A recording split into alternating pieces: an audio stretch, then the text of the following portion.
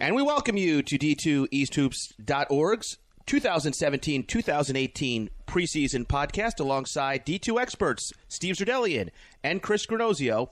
I'm Tim McCaffrey. Chris, we start off in the ECC on the men's basketball side, and what better place to start than the defending regional champion, St. Thomas Aquinas. Well, it's not often that a team can lose three of its top five or top four scorers and still be picked first to win their league, and St. Thomas Aquinas is one of those clubs. They return last year's Player of the Year and preseason Player of the Year, Justin Reyes, who's a beast up front, and they've also refortified the roster with two D2 transfers. Their pressing style is also the big method of attack.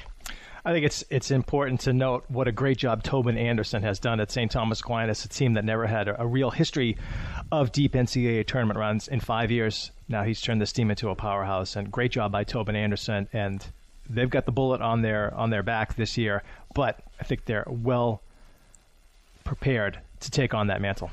St. Thomas Aquinas, again, many people think could win the region. And we should note, Chris, that last year at this very table, you picked this team to go to the Elite Eight, and they certainly did. We continue previewing the ECC in the order that they were picked by the coaches, and tied for second is Bridgeport and the longtime head coach, the dean of ECC coaches, Mike Ruan.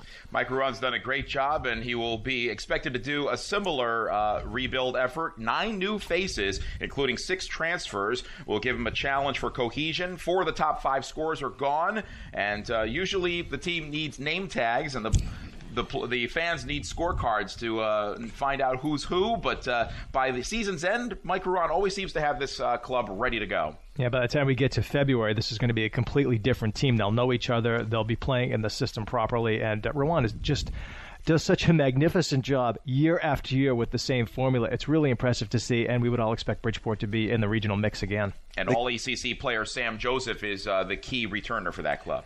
Tied for second, as picked by the coaches in the ECC poll, is Damon. And for Mike McDonald's club, there's no looking back. No, Mike McDonald does have a couple of newcomers of note and some players back from injury, which is the most important thing for him. Andrew Sisko, a 6'9" redshirt freshman, it looks to be an impact player. Also coming back, Nick Petroselli, who missed most of last year due to an injury, and also Jay Sarkis, their point guard, whom they really missed last year. Dion Hamilton is also back. Darius Garvin, a lot of good players back, even though Arif Mametai and Supreme Hanna, the point guard, have departed due to graduation. As we continue down the podcast, it's LIU Post. They're picked to finish 4th in the ECC, and Chris, can they crack that top 3? Well, Eric Smiles' team hopes that it can. They have a lot of youth, despite a hugely disappointing season last year. They did lead the league in field goal percentage defense, so Eric Smiles' team came to play on the defensive end. They bring back a lot of size. 2 of the top 3 scorers are gone, but it's a very young team with 5 freshmen, 5 sophomores. But they need to take a big step up to get to that next level. Yeah, I think it's going to be a big jump for them to try and take that step. They really had a tough season last year in large part, and the fact that they're picked 4th leads you to believe that the coaches around the ECC think a lot of their incoming players and their returners. So we'll see if the Pioneers are up to that task. The District of Columbia Firebirds have been an unusual team in that some days they show up and they can beat the number 1 team in the league, and other days they show up and they can lose to the team that's in last place. Can it be a more balanced squad this year for Mike Riley's club? Well, it could be, but again, there are a lot of factors here that are X factors. 8 newcomers and 6 transfers dot the roster. They lost a lot of big seniors, such as Joseph Nickerson, the national steals leader, Kasim Chandler, who was the quarterback, Reggie Sidbury. So it'll be up to Trayvon Butler, Khalil Jackson, Kyle Williams as the returners, and who steps up for the newcomers, we won't know. But right now, UDC looks like one of those teams that can do just about anything. The Malloy Lions, Charlie Marquardt's 24th season, and it had to be a disappointment to not make the NCAA tournament last year, but they were as good as at times as any team in the ECC, Chris. They finished really strongly, and Charlie Marquardt, the coach of the year, in his 24th season, the dean of coaches in the ECC, he's a guy that really gets maximum effort out of his team. They lose quite a bit in Marquardt's son, Charlie, who had just a brilliant finish to his campaign. Also, Jalen Morris, the assistant coach's son, Pat Morris's son, and Mike Gazzardi. That's a lot to lose. But they do have some players coming back that are important, such as lefty slasher Curtis Jenkins, Nick Corbett, the point guard who was Rookie of the Year last year, also Josh Dennis, and they're very high on this Stephen Torrey, the 6'3 freshman whose brother Michael is a sophomore on the Lions. The New York Institute of Technology finished 8-18 last season in Kevin Hamilton's first year. This year, a couple of returners, but many noteworthy newcomers for the Bears. Yeah, but first let's start with the newcomers. The Tyler Ankrum, a JUCO point guard, also Zhu Yao's son, a 6'9 big man from Taiwan, a couple of freshmen, Openg Brownbull, and Laurinus Stankos, a 6'4 freshman from Lithuania. Those are the guys that they're really expecting to step up, and several of them could start this year. Only two key returners to mention, Jeffrey Hayden, who had some injuries early in his career, and Kieran Hamilton, the coach's son, who can shoot from just about anywhere. The Queens Knights picked to finish 8th in the East Coast Conference. Matt Collier returns for his second season. Where does Queens stack up in the ECC?